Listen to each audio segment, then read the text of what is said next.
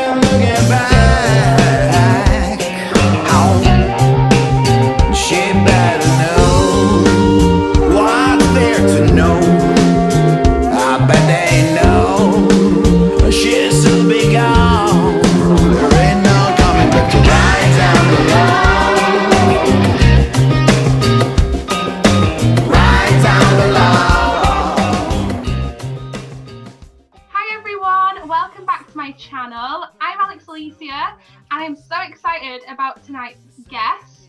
Zooming me all the way from Los Angeles, California, is the wonderful musician, the legend that is, Mr. Fabrizio Grossi. Hello. Hi, everybody. Hi, Alex. How's it going? Hiya. I'm really good, thank you. How are you? Cool. Just kind of like snuggling up in here because it's getting really cold out there. It's strange to say it out of California, but it's been strangely cold in the last few days. Oh, has it really? And how's everything else been in Los Angeles? Because obviously the election just happened recently and the lockdown and everything. How has it been, especially as an active musician and music producer as well? Well, let's just put it this way. I guess all the musicians or people, in general at home, they will really relate to this. I think like 2020, at least for us here, it's like one of those cases where like, hey, let's try to unplug it. Just live for like a minute and then plug it back in. Let's see, maybe it works. I think this is kind of like, how do we feel about 2020? Lockdown, it's kind of like, I don't think we're going to go back to a full lockdown, but there is a lot of things obviously that are not working as they should, or at least as we are used to. And especially for us musicians, it's just, a major, just a disaster. There's not any other way to describe, in one way it's good because you get to think about more yourself, like, who am I? Why I'm here? Self-reflect. And yeah, exactly. And also just, work maybe on some music and all of that. But it's just like, I'm just trying to be funny about something that is not funny at all. Because, you're talking to me maybe because I'm, now we're, my record and then with my other bands and all of that and all the other artists that you're working with. But for every artist working or, that we all know that it's performing, there is at least another one or two people behind that person, whether it's a tour manager, it's a tech, it's an engineer, light engineer, soundman, drivers. It's just the whole industry. It's been paralyzed, and I guess the only thing that we can do as artists is just be very, very vocal about it, because I think people might listen more to us than not to necessarily to a lighting engineer. However, the complaint is the same, and I guess as per now, they haven't heard us enough, because one member of my other band, Supersonic Blues Machine, is actually from Britain, Chris Barris. Hey, Chris, if you're watching, what's happening here? And obviously, my agents and, all my friends in the UK. So basically, we're sharing the same thing. Just we have an ocean in the middle, but, unfortunately, practices they don't differ. Yeah, it's definitely affected everyone. Here where I am right now, we're in the second lockdown, so it's been really crazy times, really bizarre times. I'm going to throw it back to the beginning for you a little bit now. You were born in Milan, Italy, and in 1990 you moved over to America. You moved to New York, and you were out there as an A&R man. You were a US representative at various record companies, and you were also in a band. And then in 1996, you moved over to Los Angeles, California. And I remember that year because that's the year that I was born. In 1996. Oh, wow. Yeah. And obviously, is that a polite way to tell me that I'm old? No, definitely not. Obviously, yeah. So you moved out over to Los Angeles. And what was the changeover for you between being in New York and then moving over to LA. What was it about LA that attracted you? Was it the music scene? Well, again, Milan and New York, I mean, at least today, they're very similar city. Maybe the architecture is different, but I guess all those kind of metropolis around the world, at least on the west part of the world, Yeah. they kind of like tend to be the same kind of like at this point. It's like maybe Milan is not as large as a melting pot as New York is, but not really that far. I mean, all the traits are there. So I guess between Milan and New York, I think for me was I guess an improvement or an attempt to get closer to the music that I like. Because when I left Italy in 1990, I was actually doing well with music. I mean, I had my own band. I mean, I was working with other Italian artists and I was doing my thing. But, yeah. I wasn't really playing music that I wanted to play. And I think, for me, there was a time to try to do something that crazy. That would have been the time. When, of course, the older that you get, you tend to kind of like set roots, a little bit deeper. So I gave it a shot. Originally, I was not supposed to even to go to New York, actually. I was supposed to move to Toronto. Oh, okay. My band used to, I mean, we had an Italian a band in Italy. We used to be sent over there with the record companies and everything to play with American bands, just to get more, familiar with the English language and see, how things. Yeah. And for me, it was kind of like a revelation, but till a point, because for some reason, the way things were working, at least within the music community, how you dealt with recordings, handling of the instruments, handling of sounds, the approach of musicians in general. It's what I noticed in Canada, and then obviously later in the States, was exactly the way I thought it should have worked, which was completely the opposite of what was going on in Italy back then. Right. Well, now the world is pretty much the same, but back then it was just like a major difference. So it actually was like a clash course into the American culture, because obviously New York, it's like it's always on and at 12. Yeah. And so you just all of a sudden you just get dropped into this metropolis and this like all changes, and it actually was actually really cool, because I think if you can kind of like learn how to throw a couple of punches in New York, to kind of like get a world training. I mean, I had a band. I had a great time in New York with guitar players in my band back then. Who's a phenomenal guitar player, Anthony Bambino. Right now he's got his own project, actually, where he does like almost like rockabilly music with orchestra. It's fantastic. It's kind of like a Brian Setzer kind of vibe. It just found his way. It's a phenomenal guitar player. Yeah. We used to have Inley used to live with some of the other guys in the band in this other house in Long Island. So every day I would commute from the city to Long Island. We had the band and the band house, and we had the recording studio. So we started recording local artists, and so I had a good time. But the thing about New York versus Los Angeles, even though it's in the same country, and most of like the big record companies and big industries, they all either Los Angeles or New York or Chicago. When it comes down to the music, there was a substantial difference. New York, it's, I mean, at least back then, but actually culturally too, it's probably more of a jazz town, hip hop and urban and R&B. And actually, people might say, yeah, well, what's the problem? That's the kind of stuff that you like anyways. Not necessarily, I'm not really a jazz dude, but I mean, I'm an R&B and blues and soul guy. However, even in soul and blues and R&B, there's different schools. And in New York, the R&B and even the hip hop, they have more kind of like it's the kind of stuff that has more like of a jazz base. While, for example, the R&B and the soul music and everything, that it's kind of like out of California, he always had more that kind of like a California 60s hippies kind of vibe, even though it's not that predominant. There is that kind of culture behind it, and it is more like of a rock thing. And also Los Angeles was way more of a rock town than New York. That was something that was very in tune with me back then, because I was more involved with rock artists and rock musicians. And also the other thing too is like my band in New York was breaking up, and even though, again, still in great relationship with everybody in the band and all of it, New York has a difference compared to Los Angeles. In Los Angeles, even back then, now maybe things are different too. You could afford to go into a bar or a club, whatever it is, and you're there like ordering a drink or watching a band, and now all of a sudden next to you is like either Tommy Lee or Nicky Six or somebody like that, and then you start talking, or maybe you go to a party and some friends, and then there is a guy that you start talking, and then you find out that guy is like an A&R for a record company or is a big time producer.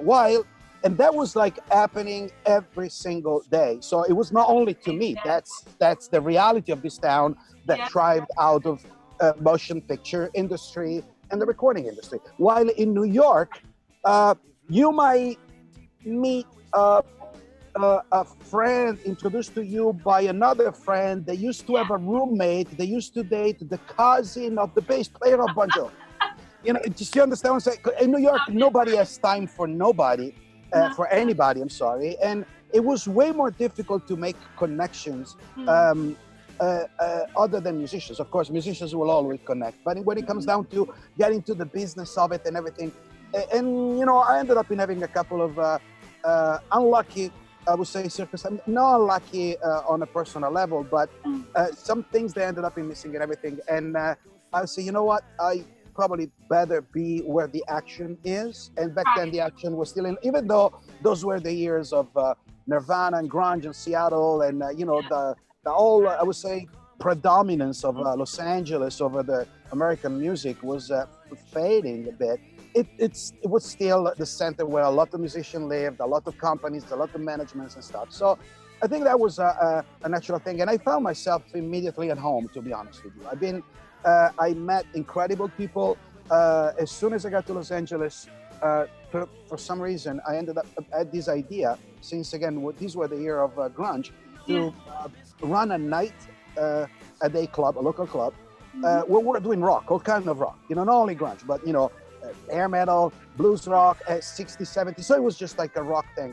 And as soon as I started that, which was something that it was not happening in Los Angeles back then, I got people reaching out to me from like local magazines and stuff like that, because they want, okay, how much somebody's that crazy to do something like that? And the thing was incredibly successful and helped me out to kind of like connect with a lot of people. Became friends with some very key musicians. I ended up in getting my gig with Nina Hagen, which actually happened to be our second guest at the club. And from that, Steve Vai, and Steve kind of like became my mentor and validate, you know, myself in terms of, you know, what I can do with my instruments and all of that. And then obviously all my other friends and collaborators throughout the years. So I think that was a happy move. And, you know, that's the city where I live. I've been living longer in Los Angeles than what I've been living in Italy. Yeah, so I know. I'm more, you know, even though I might not lose the accent, well, I can if I think about it, but I don't want, as a suggestion of the great Billy F. Gibbons, but don't try to sound like a New Yorker. Just there's very few Fabrizio in the States. Just keep right off that brand as long as you can. That's No, you are. I agree with Billy Gibbons, definitely. It sounds like LA had amazing opportunities for you, and then still now, because look at you, you're still there. It's still got you. For you though, as a musician, I did read and I did hear that you were kind of thrown into music, weren't you? You weren't exactly the choice that you were going to make to be a musician, was it? So can you talk to me a little bit about that and about how you became the musician that you are today? Well, no, actually, to be honest with you, when I moved to the States, actually, my idea was just that. I mean, my decision of becoming a musician was made when I was 16, actually. And the UK had a lot to do with it. Those years in the 80s, a lot of families from Italy, they used to send their kids to the UK to study English. You know, they would stay with families for a couple of weeks or so. They would take like English lessons during the day. That was the case for me. And that year, I ended up in going to the UK, and I was 15 at the time. Yeah. And a bunch of other friends of mine from Milan, I was starting playing back then. I mean, that was, you know, playing already for like a year or so. Yeah. And some of the guys in my band, they were much older than me. They came actually to stay in London for like a whole month for a summer vacation, right? So, you know, sure, I was doing my thing, but I was always with them. Yeah. And that was the time where actually Castle Donington, the famous rock shows, are Download, Monsters of Rock. Yeah, exactly. Yeah. It happened, and that year particularly, the lineup was just ridiculous, because that was actually the first show that Ronnie James Dio did with this band Dio. That was the actual first gig ever, and I always talk about it with Vinny Appice.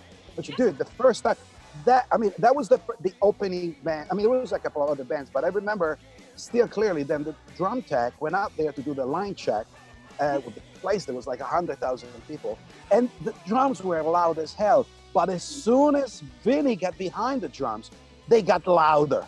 So I got to meet Vinny and Ronnie in the following years in Italy, when they come to tour and stuff, and we became friends. But, that thing really struck me. But Dio was part of it. Meatloaf was it. Demon Heads was a great, another, bands from back then.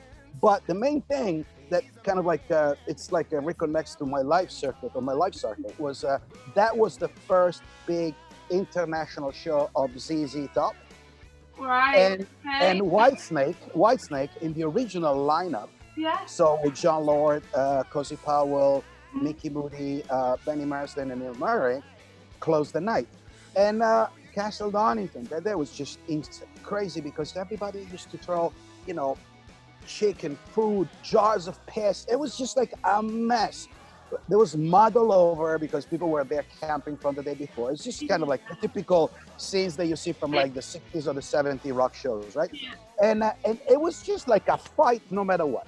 But as soon as Whitesnake took the stage, the whole thing took like a different twist. And when they played Ain't No Love in the Heart of the City, the whole thing, it just kind of like turned like really magical, surreal atmosphere, completely different. And that really kind of like really struck a chord on me and create like a curiosity, because even though I was like a lot into rock and whatever, I mean, my passion at home has always been black music, with with James Brown and Bob Marley being at first, and everything else. So I obviously recognized that sound, even though I did not know that many songs from Whitesnake. I mean, I knew several, but not necessarily everything.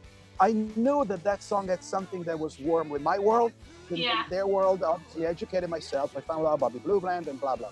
So that was something that really struck a chord with me, because it's like, wow, I mean, a song can have this kind of like soothing and kind of like a calming effect with these 100 plus thousand people. And then 3 months later in Milan, I saw the only show that Queen ever played in Italy, in a facility that then just kind of like fell apart like a year later because of a big snow and everything.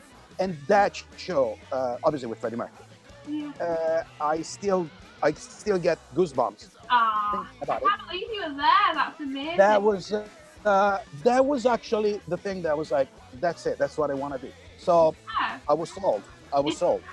Those were the two main things that kind of really changed my. That's why on the first record of Supersonic Blues Machine, we have a cover of "Ain't No Love in the Heart of the City," because to attribute to that experience, and obviously to what Whitesnake did, and also because Lance Lopez, our guitar player and singer back then, the first guy that was with us in the band, was actually the guitar player of Bobby Blue Bland since he was 14. So we had this common thing, and we decided that was probably a great way for us to tribute, this major change, It makes sense. I talked about that to Bernie Marsden. You told him, 3 years ago, we were playing with Supersonic and Billy Gibbons at Shepherd Bush Empire in London. And Steve, the label manager from our record company, we were doing some interviews in the afternoon. He says, "Hey, I have Bernie Marsden on the phone, and he says that he's here with the guitar. What he needs to do." But what are you talking about? And he said, "Yeah, it's just he wants to see the show, but he has a guitar with him. So if it's just, just please tell him to come in." We ended up in playing. I mean, it was like everybody in tears, because I was there.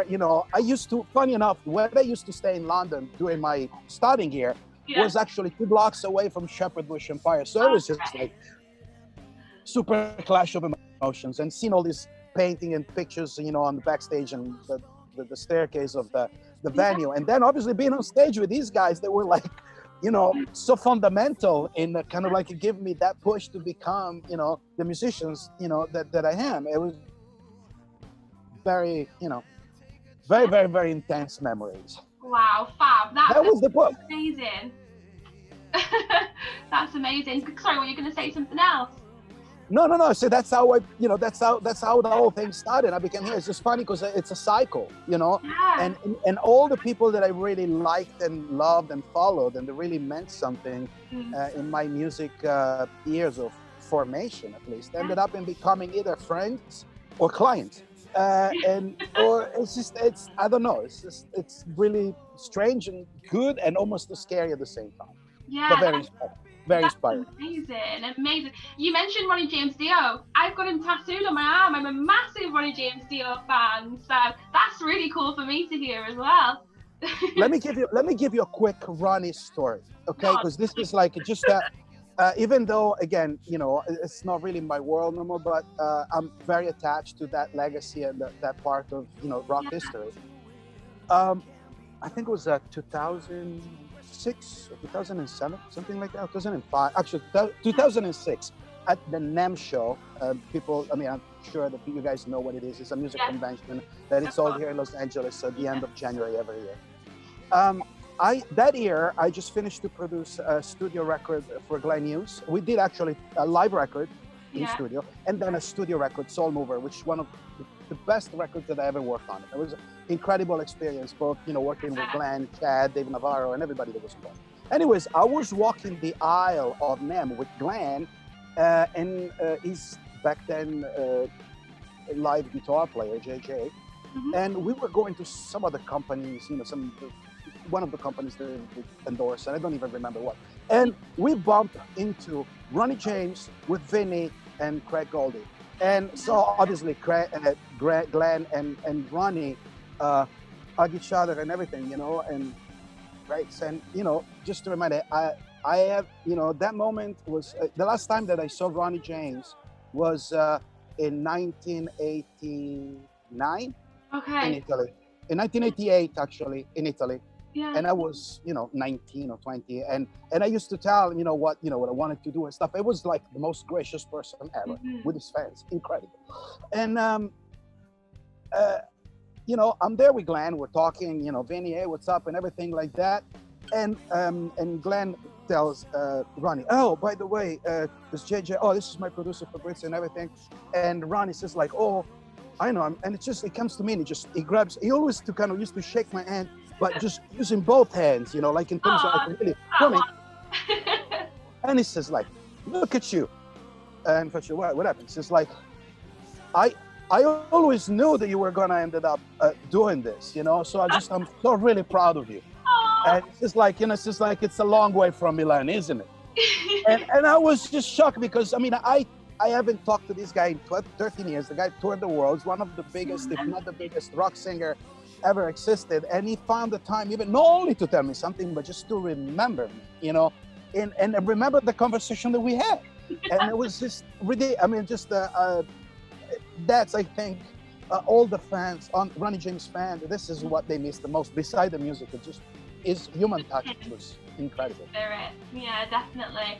That's an amazing story. Thank you so much for sharing that with me. Absolutely.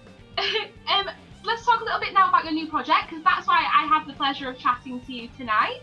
For anybody that's not yet heard, your new project is a solo project, and it is called Fabrizio Grossi's Soul Garage Experience. Do you say garage? I say garage. I didn't want to say my northern version here in England. It's beautiful. I love that. Actually, my daughter, obviously, she was born here, and in the house we speak Italian, Spanish, and English. Yeah. But she's an actress, so she's actually taking class of British English for herself, and she has to talk to us every single time that we're saying something in the house. I kind of like always surrounded by her because I love to hear it say it back in proper English, right? So it's totally fine. I say Soul Garage Experience, but hey, what do we know? We're in the States. So. But anyway, so your Soul Garage Experience is a brand new solo project for you.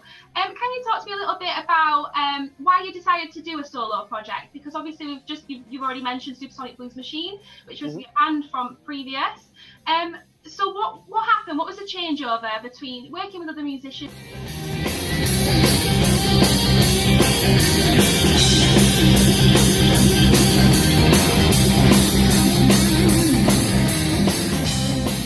I guess at some point, you know, everybody's kind of like is doing music. I think that was like something that, you know, it's been there for a long time.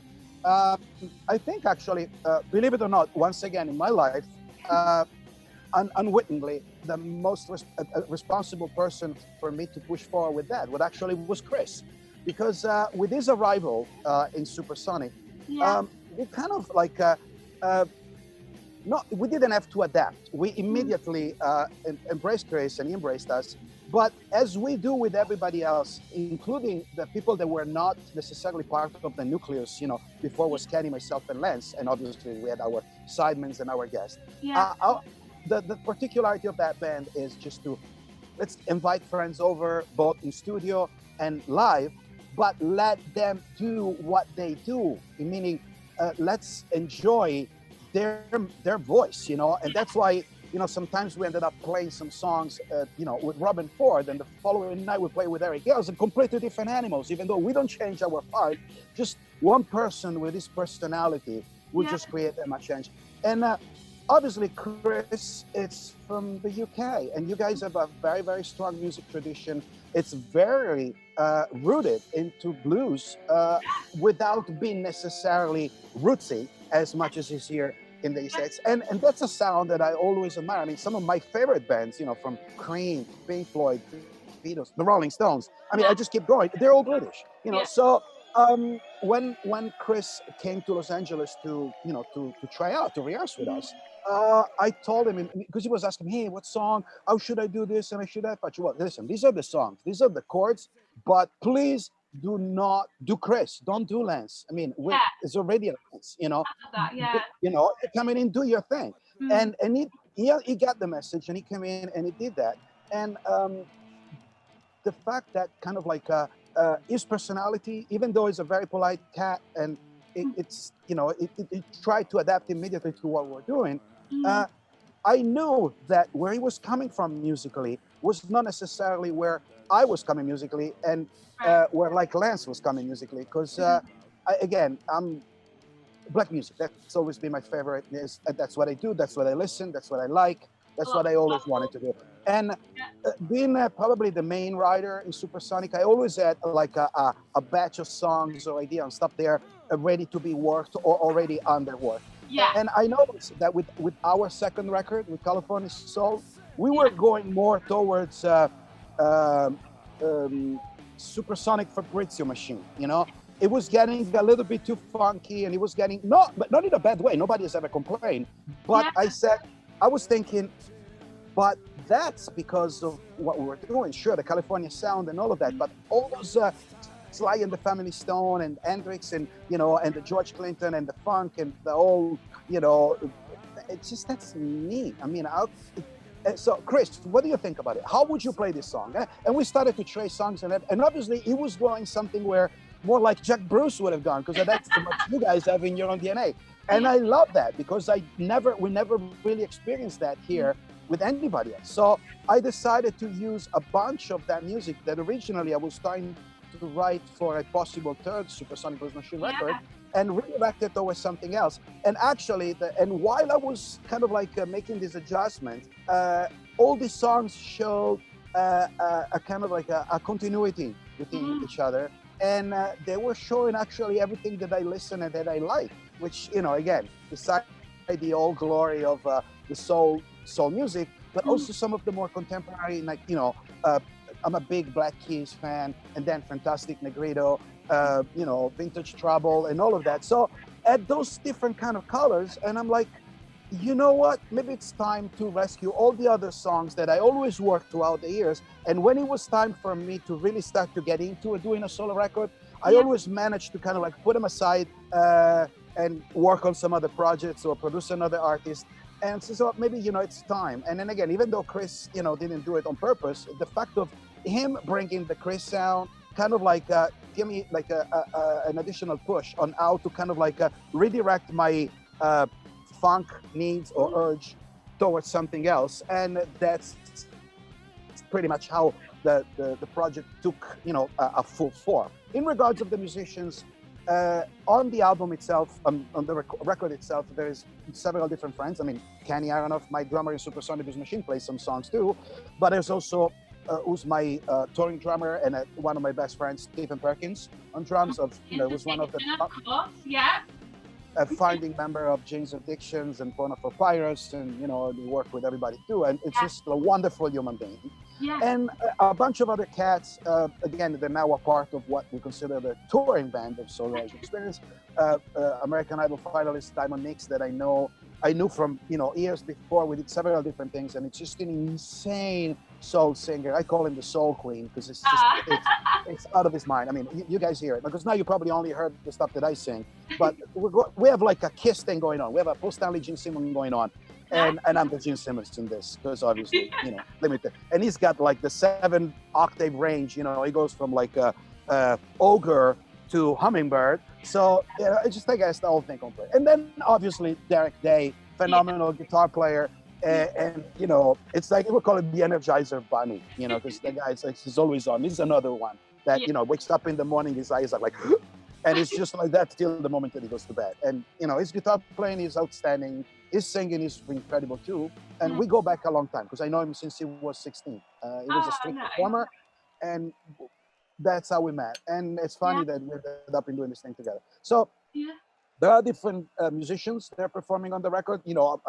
Alistair Green, McGarvey, a bunch of different friends that are leaving their mark. But when it comes down to the touring band, I think these guys obviously have the first call, and that's what hopefully we'll be able to bring around next year. Yeah, of course. And obviously the single Right Down Below is the one that you've just been mentioning that's out right now, and it features Derek. And I had the pleasure of speaking to Derek last week. He was brilliant, and that energy that you were talking about, it's there, 100%.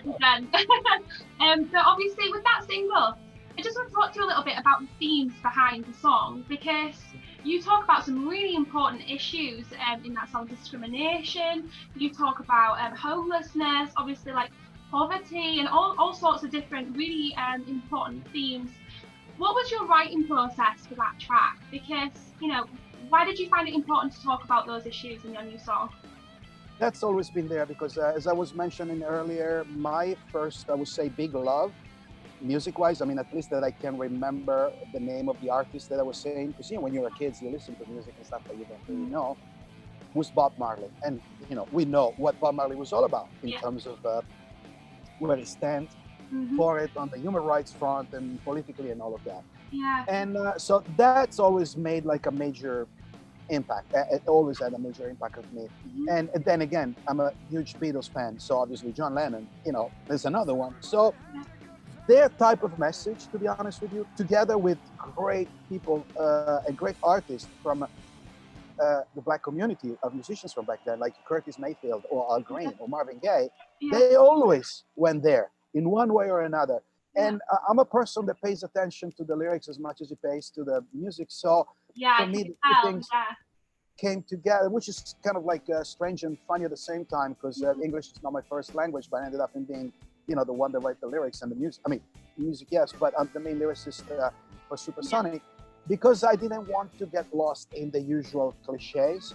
And I think it's important. I think when you have a platform, like whether it's the media or whether it's the music and stuff like that, that kind of like amplifies your voice.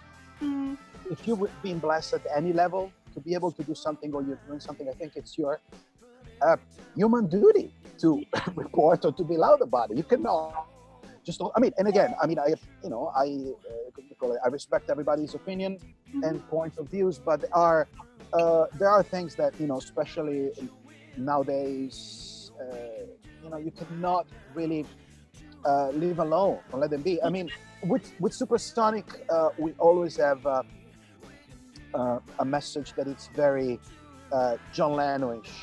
It's very love, peace, understanding, and all that kind of stuff. And that's always been in our lyrics, minus some stuff here and there. And that's more probably the stuff that co-penned with Billy. But Billy, with Gibbons, has got his own poetic justice even on stuff that normally, if I would write a song about, for example, bootleggers, like we did on our first single, Running Whiskey, it would be a goofy thing. He's got his way around it and it's cool. So I don't need to turn that into a civil right declaration. You know, it's totally fine the way it is. But when it comes down to the stuff that I write, I know that I could not be happy to play the same stuff for 20 years if that thing didn't mean something to me beside the music itself. And that's very important. I'm very active. I mean, I'm involved in a lot of charity and I'm very outspoken when it comes down to civil rights, when it comes down to disparity, when it comes down to all this kind of stuff. And again, I didn't want it to turn Supersonic like that, because not only the band itself, you know, again, even though the guys are like me, I didn't think it was right also to kind of like pin my more political or social ideas to the guests, because even though my guests might agree with us, it's just like it's not my place to put in your mouth or to use your face to spread my message. But this is my project, so I'm gonna say whatever the hell I want to say. And I think I got a major push to be this outspoken. I mean, and this is only the first song, without being necessarily vulgar or anything or violent about it, by the last few I would say solo efforts of Tom Morello, who I respect tremendously. And I said, you know what, if somebody like that with that much to lose by being so vocal about what he believes and stands for does it, you know, that's the best, you know, influence or injections of confidence that I can have. So I decided to, you know, just let the barrier down, because everybody that knows me know that how vocal and how outspoken I am against all this kind of stuff. But, you know, in music, always trying to be polite. You know what? I'm sorry. All bets are off. We're living in a time that we cannot be politely condescending or politely accepting of all the injustice in the world. And we have a duty as humans, you know, to stand up for of course. The person that needs more help. Yeah, that's a great ethos to have, I think, Fab. And like you say, it's your solo project. You can write about whatever you want, and I think it's really important, you know, to talk about the things that you're talking about. And I think it's really cool that you are using your own platform to do that. And obviously, with the music video for Right Down Below, you have, I mean, I don't know if COVID-19 has impacted the ideas behind the music video and what you've initially done, but obviously there's you and there's Derek, and you're all in like separate rooms and you're playing your instruments. But then there's cutaways to the streets of California and some of the things that we do see every day, and sometimes people walk past and people, you know, dismiss or whatever. How did you go about filming the snippets of the streets?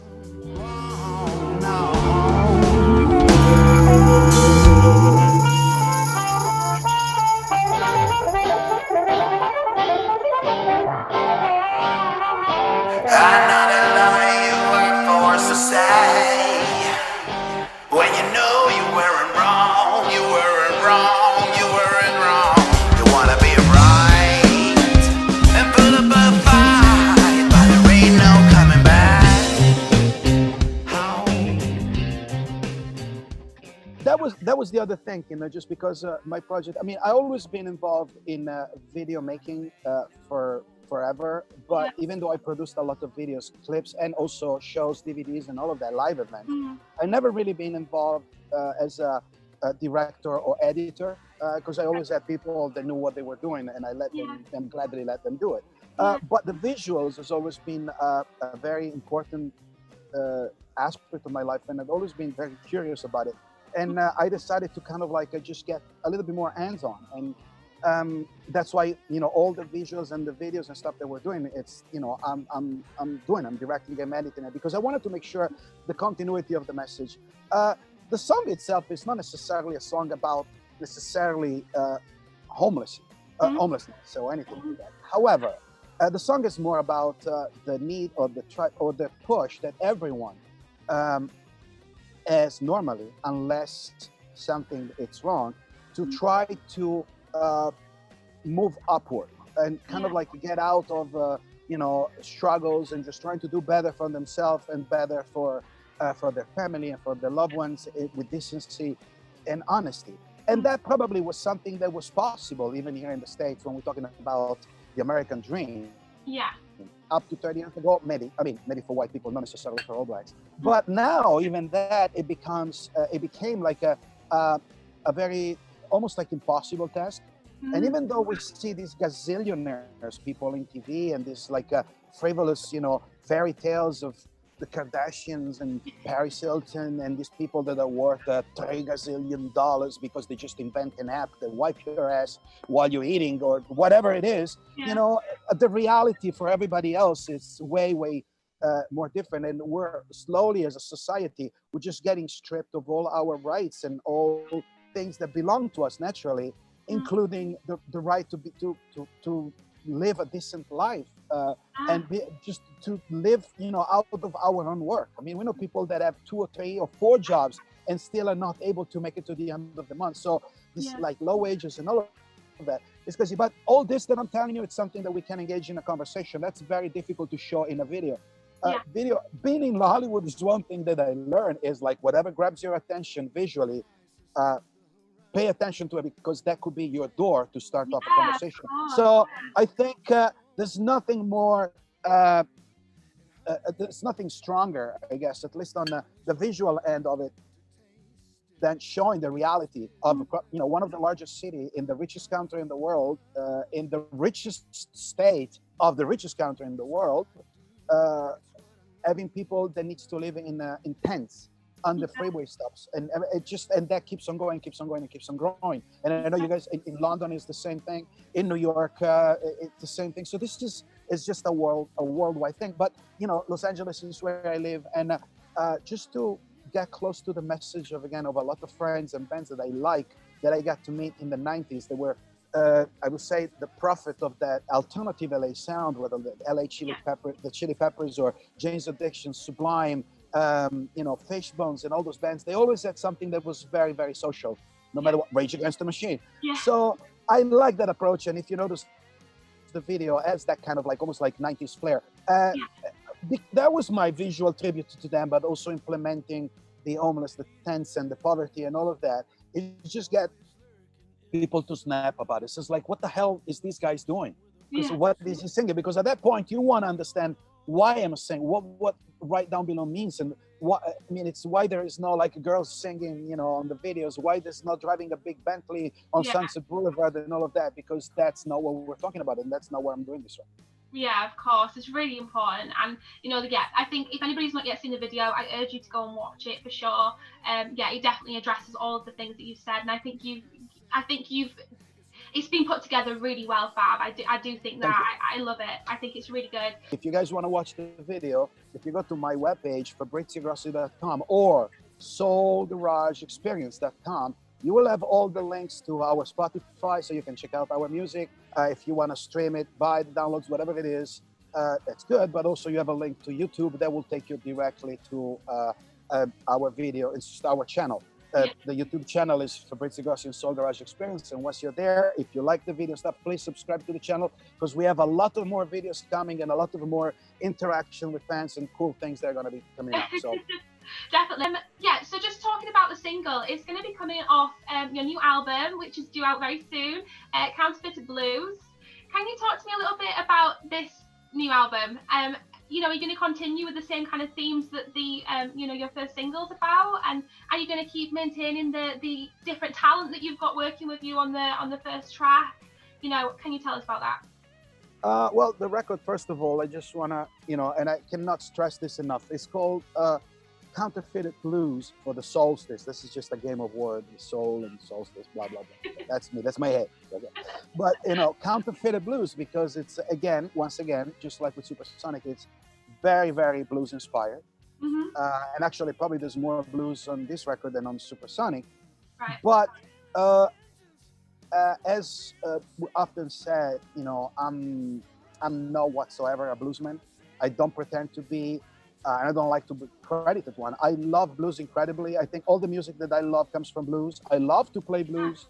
I love to be around blues artists, and I know befriended and produced a lot of them. Mm-hmm. However, I'm not a blues guy myself by birthright. Didn't live that experience. Blues music, to be able to be a blues man, you need to live that reality. And the reality is not just, I mean, so sure, in 2020, everybody knows who BB King was. And, we're like already into the fourth generation of great blues players and all of that. Yeah. However, it's still something that it's very cultural, and it's very, it's related to a legacy of a part of the American population, that is the African American population, that cannot be taken away. So when I'm saying counterfeited, I mean, I'm saying it in a funny way. Otherwise, I would have called it my respectful tribute to the blues. But I didn't. That's definitely not a catchy name. I think counterfeited, for my friends and everybody that knows me, I think it fits more the way I talk. Again, it's not fake blues. It's just a very, very respectful tribute. It's exactly what we're doing with Supersonic. That's what we call a Supersonic Blues Machine. We're not trying to be yeah, sure, we're taking the blues lesson and we're just taking it to space, because that's what we are. We respect all that. But trust me, the three kings were black guys, growing up with that legacy, the history, and the happiness and the sadness of the African American community. And that it's part of what you're doing. You cannot get the guitar to cry that way if you didn't cry as a person that way. And I'm sorry, I'm not trying to be a woke person or anything like that. There are still a lot of differences between the way we live, or we're allowed to live in this country. And I definitely wanted to do it, just make sure that all my friends and colleagues knows where I'm standing with this.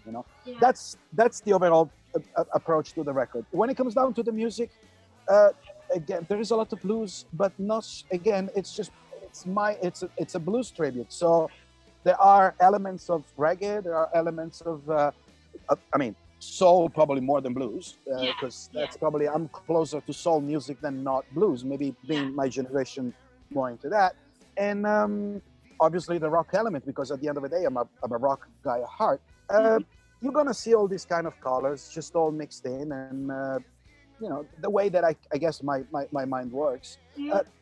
Words wise, lyric wise, and all of that, the whole work is fairly very, very, very social, but social and also human, meaning it's not always politics or like, oh, fight the good fight, or anything like that. Absolutely not.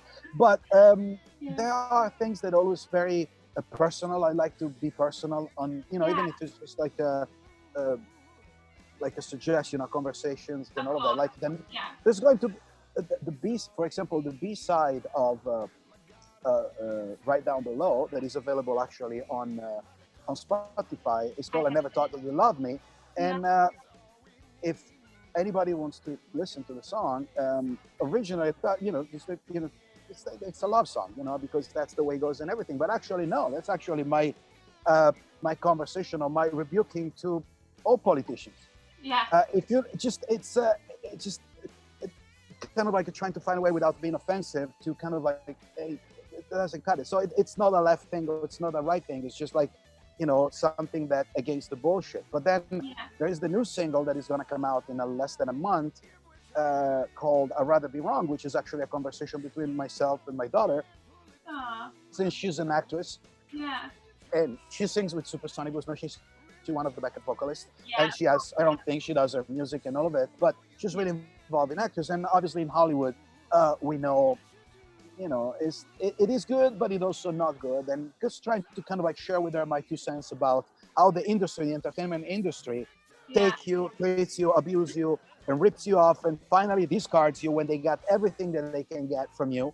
And but it's not only for her. I mean, actually, it's based upon a conversation for her. But we were talking with Derek when we were doing the video, and he was saying, "Pat, it's just amazing because for me, being a young musician and all of that, the words that you're using, even though you're talking to somebody that it's an inspiring artist, resonates a lot because it's like."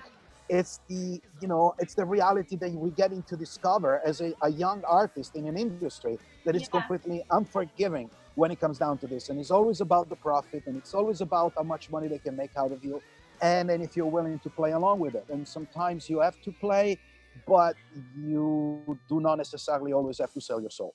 Yes, of course. I mean, it's a really savage industry, and again, another important thing to talk about for anybody that listens to your music and they might be starting out themselves or whatever. I think it is important that they hear what it's actually really like and how hard it can be, and people do have to pay their dues a little bit. And yeah, don't sell your soul. I think just be. Obviously, you did mention earlier, you touched on the fact that you working with other organisations and charities and things like that. I just wanted you to explain a little bit for people who may want to, look it up and get involved, what you do for younger, musicians or just younger people who are wanting to get started in music business and music production. You obviously work with various organisations and you're really interested in helping people that way. Well, yeah, right now I'm involved with mainly two different charities. One is Guitar for Vets. Guitar for Vets is a beautiful organization that helps veterans to deal that are affected by post-traumatic stress disorder to deal with that condition. We know it firsthand, knowing friends and dealing with some of these vets, what kind of toll that takes upon a person. Again, and my position, and they know it, I'm an ambassador for Guitar for Vets, and I said it from the beginning. Listen, I support the cause and I support my brothers. Yeah. My participation to it is not because I'm pro-army. Let's go, let's fight. Absolutely not. Actually, they couldn't get anyone that is more against all of that. However, the suffering and the problems that are derivatives of the conditions of these returning soldiers, it's real. And I took it at heart and we got involved. What the Guitar for Vets does is basically helps with music therapy, music lessons, a lot of these veterans, and actually is so successful that now a lot of these music classes, majority actually of them, are given in VA facilities. VA is like a veterans hospitals, where, you go there, you take it. They have actually dedicated rooms and stuff where you can do this. So it's really good. So we collect funds, we collect instruments and stuff like that to be able to take care of as many veterans as possible. This is one, and we do events and blah, blah. And the other one is the Upward Bound Home, who's actually, it's a charity that deals actually with the other thing that is really hard for me, which is actually the problem of the homeless. And this charity is more focused on dealing with families. They do, because that's the other thing too. It's just even sadder that somebody, you're losing your home or your work and whatever it is, and you're alone. And maybe you can just, couch surfing or whatever it is for a bit until you can get, or maybe you end up being, homeless. But I guess you might deal with that in a different way than not if you have your wife or or your husband and your kids, and all of a sudden you're left without a home. And actually COVID amplified all this like there's no tomorrow. And this charity does incredible work. They ended up in purchasing, with the donation money that they collected, a couple of hotels in Santa Monica that they refurbish into apartments for temporary housing for families. And it's amazing. And it's a really, really, really, really cool things that they're doing. And unfortunately, it's good that you mentioned before about COVID, because all these things, all these social disparities and I guess troubled times and difficulties that we're experiencing got majorly amplified throughout this pandemic, and which kind of like exposed a lot of all the wrong things that in our part of the world, and when I say our, I don't mean only the United States, but I'm talking about Western world and stuff. We tend to swipe under the rug and cover it, and then you spray some Glade and pretend nothing happened. Well, you cannot run no more. This is the reality of it. And again, this is probably the only political thing that I have to say here, is that it's a big comedian in the United States. His name is Trevor Noah, and he runs a show, a late night show. And even though there's been a lot of work that, at least here in California, I would say the government of the state of California did to try to protect workers and people, unemployed and all of that, with, stimulus, with help, unemployment and all of that. And I'm really great and helpful that they did it. There's still kind of like this, almost like disregard from higher up people in regards. I mean, you see like now in Washington with this thing with the elections, they're fighting about a vote or not. But even beside the election, you're talking about 2 months prior that they could have worked out a deal to extend benefits or to take care of these things, or moratorium on evictions that didn't happen just for political pleasures or political play. So I just have to say that I'm glad that somebody at the White House right now experienced the old COVID experience. So basically, he got contracted with the virus. Yeah. He just lost his job, and soon is going to be evicted. Yeah. And you know who I'm talking about, right? So, and let's just leave it there. Yeah. Do you have a motto, a saying, or a quote that you like to live your life by? Funny, because probably the main one that I always live by is actually one that comes from England.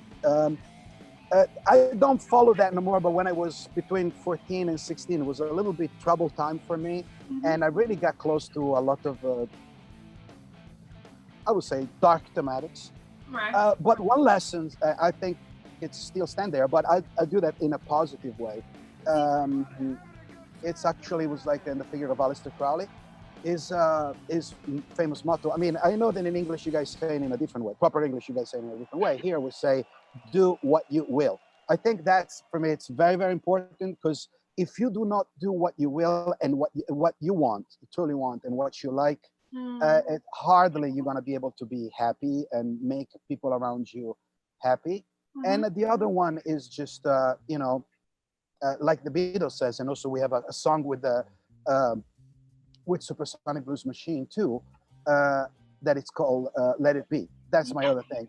Let it be, not in a way that it's like, I always forgive you, or I always, I don't pay attention. No, but kind of like the power of forgiveness and the power of kind of like being able to detach. It's just like, dude, sometimes we give so much importance to things that are irrelevant for so many reasons. So kind of like, dude, just let it be, and those are, I guess, probably my main two ones. I love it. They're really cool. And I feel like everybody can relate to them. Definitely. I know I could. So they're really cool. Thank you, Fab. And then just on a final note, have you got a message that you would like to send out to anybody who's been listening to your music, anybody who's, really following your new solo projects and fans of your producing work and everything? Have you got a message for them? Well, thank you for all the fans and the support that I've been getting throughout this year, because without people buying records and without people coming to shows and engaging in what you're doing right now and everything, I wouldn't be able to do what I do for a living, which is the biggest gift ever. So I will always be in that to fans and music fans in general out there. So that's for sure. So thank you for it.